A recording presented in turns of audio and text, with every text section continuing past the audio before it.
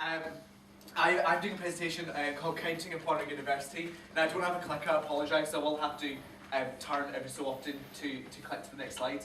And it's been a busy year for students, not only in Strathclyde but throughout the UK. Most of us who read any type of news, whether you click onto BBC, I'm sure OKTV even cover, sometimes what students are up to in terms of demonstrations and some of the challenges that we're facing. And there's a bit of a snapshot on the screen as to some of the things that just Strathclyde has been involved in. So we're not even talking about national things, we're not even talking about so things that are happening in England, Wales, or Northern Ireland. We're just talking about things that are happening on our campus here at Strathclyde and the role that we play to shape things so that we get the best deal for students. That's why you guys are class reps, whether you stood for election, whether you volunteered, whether you're peer pressured, or whether you're the only one that had the flexibility to raise the arm in this fashion. Either way, today will be a really good day for you to see what your role will be throughout the year. And it's up to you to find out where you fit in with what the union does as well. So I'm going to chat a little bit about some of those pictures. I hope that everyone here can kind of see. I know there's lots of people at the back. There's only one screen here. But for example, there's a picture on the bottom left called Save Our Subjects. And that was a campaign that we ran last semester called SOS.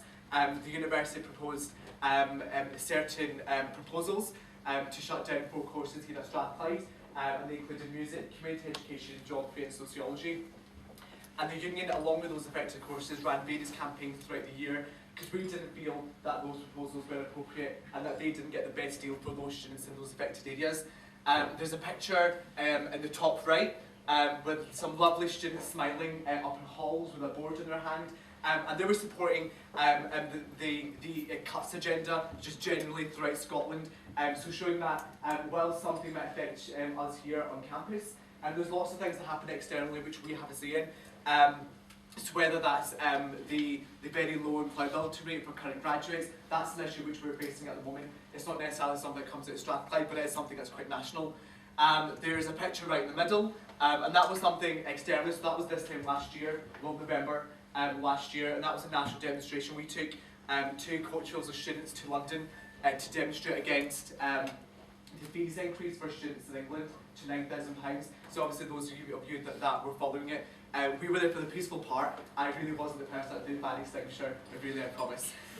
So we were there knowing that what was happening in England was it doesn't have a knock-on impact on some of us here in Scotland in terms of having to pay £9,000.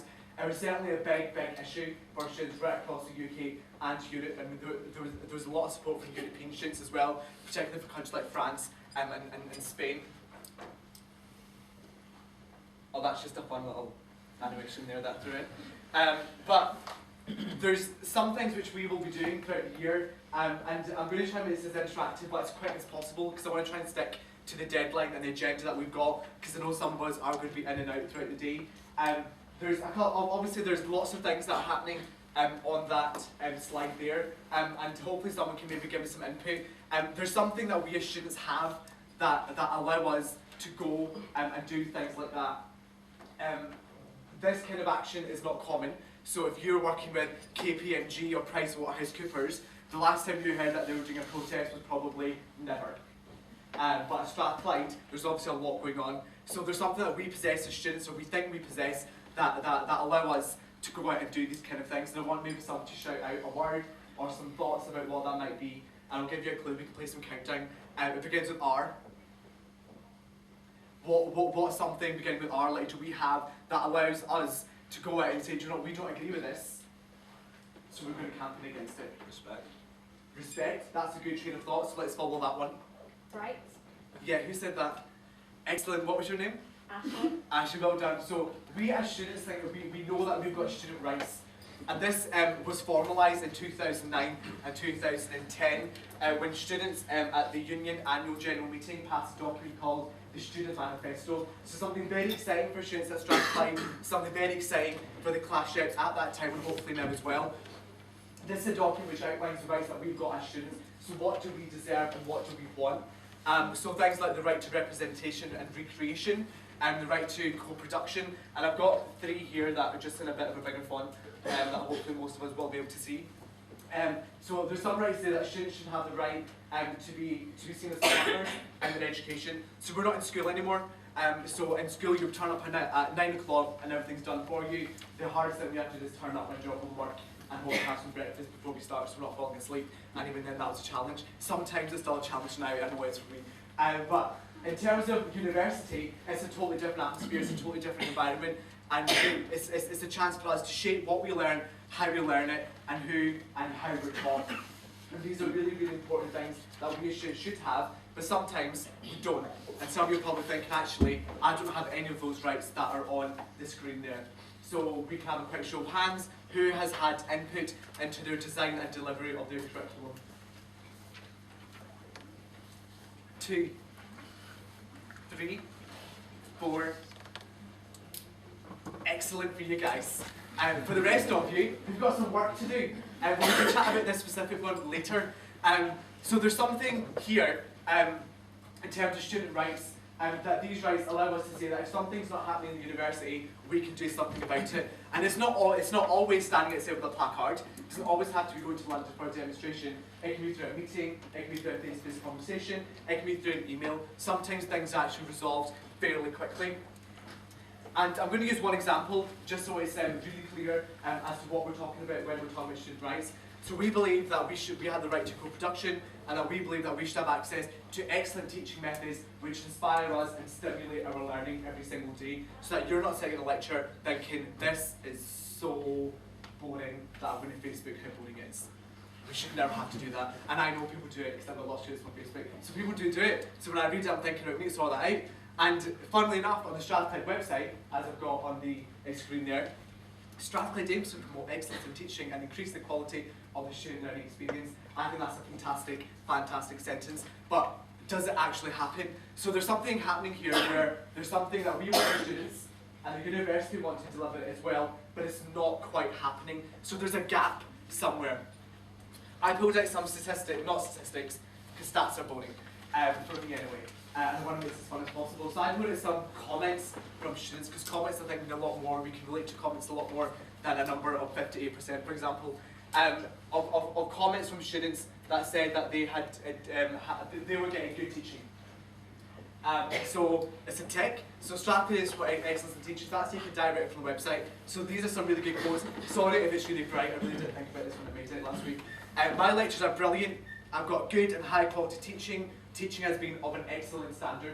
So these are 3 different people that are talking about their lectures and how exciting their classes are, that they want to wake up in the morning and actually learn about their chosen subject, whether that's engineering, marketing, sociology, whatever subject that might be. But when we go over to the next slide, it's red, so you know it's going to be danger. It's 2 big X's, so I've only pulled out 2, there's lots more, but we don't need to depress ourselves that much. But these are kind of 2 that I took out. One student says, some lectures don't seem to get a toss. If a class is cancelled, they don't seem bothered that I don't get taught. Some of my lectures are good, but others are just bad. The bad ones don't inspire me at all. Wow. So there's something happening here where lots of students get a really good experience and some of us are not quite hitting the mark. Now whether that's the student's responsibility or the lecturer's responsibility, someone let me know what that answer might be. Whose responsibility is it to get good teaching? Is it the students? Is it the lecturers?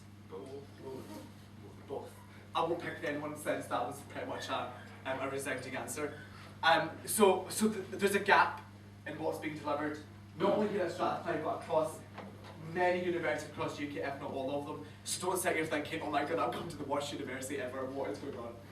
You haven't. So there's something that's going on across the sector, and what we're trying to do here at Strathclyde is tackle that and be one of the first ones to do that. So we want to be one of the leading examples throughout the UK that's trying to tackle this issue, because it gets talked about a lot, but it doesn't actually get actioned, and no one actually says, you know what, let's try and fix this. So there's we know that there's a gap. I did pull out one statistic that I thought was very interesting, and it was a line from the National Student Survey about students that found their course intellectually stimulating. Now we would hope that when we apply to university, we were hoping to be challenged, we were hoping that every day that we come into university we're learning something new, that we can use that in our essays, we can use that in our reports, and we can take that back to our daily lives and think, do you know what, I am making a difference when I'm coming to study, and when I graduate I'll be making a difference 10 times more. But there's a gap. So I apologise if anyone's studying journalism or law, because they're the ones that I'm going to use as a comparison. But please don't feel like sad that I'm using it. It was just to compare. So 58% of journalism students found their course intellectually stimulating. We're probably thinking, that's okay. It's not quite 30%, but it's not quite 90%.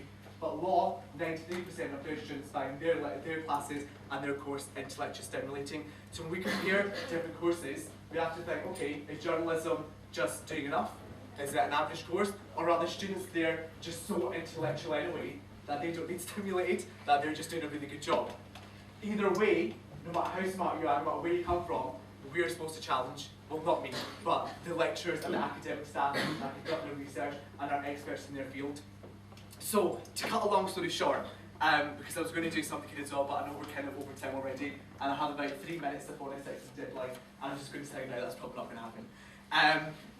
We're coming up with something called a learning agreement.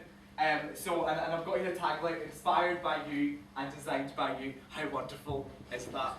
And the reason that I've got there inspired, so when I was VP last year, when I ran my election campaign, this was actually my manifesto, because students were coming up to me and saying, can you please sort this out? My lecture was boring, or my lecture was really, really good, I had a really good class. Sometimes small questions like, how's your class today? Fine. And if you ask a question to another student, it was actually really good. And there's a massive gap between what some students are getting and what other students are getting. And it's up to us to find out how can we resolve that. Because every student on this campus should be leaving their class thinking, I want to change the world. That I have learned something so new that I'm so glad that I came here. We should never be leaving our class thinking, I could have just read the PowerPoint at home and watched Jim McKell at the same time. Because that's not going to change our lives, let's be honest. And the learning agreement is a tool. So it's a tool where students and academic staff within the university are working together to come up with ideas on how to tackle this. And one of the workshops which you'll have to do is where you can have input into that, because I don't have all the answers, I really don't. But that's where you guys as class reps and as students right now can come in to shape what this learning agreement will look like. Because I can sit behind my computer and actually just come up with something in 5 minutes, but it won't actually mean anything because you guys have been involved in it. And that's where the design by you bit comes in. So we need your input as to how we can actually formulate this learning agreement. So we've got there student feedback, university feedback, then to create an overarching learning agreement so that those students that are doing courses like journalism, where they're not being intellectually stimulated, but students in law are, we need to get that at the same level. So it's not a hard task, it's really not. It's basically just you're going into the room and saying, yeah, we want this, we should have this. Because we've got rights as students, so we have the right to co-production, but then what does that mean that we expect? So now it's all about expectations. So we know what rights we've got, but the university's just like, whatever, who said you've got a right to co-production? Although they do think that we should. But our role now is what do we expect from that? So what do we expect when we go into the classroom? What do we expect from our staff? What do you as students expect from each other? Because that's equally as important as to what we expect from our lecturers, our tutorial staff members, and other academic support within our departments. So I am going to stop now, because I can actually talk forever. There's probably maybe 30 seconds for a question, if anyone has one. If not, we can break out to our workshops pretty sharpish. And if you do have fish exam here for the whole day, it is Happy Student Congress Day today. So there has been standing all day, and in your workshops, participate as much as possible. So no one here is an expert in teaching methods, no one here is an expert in what learning should look like. This is something that we as translations can design ourselves and that we can proper input into.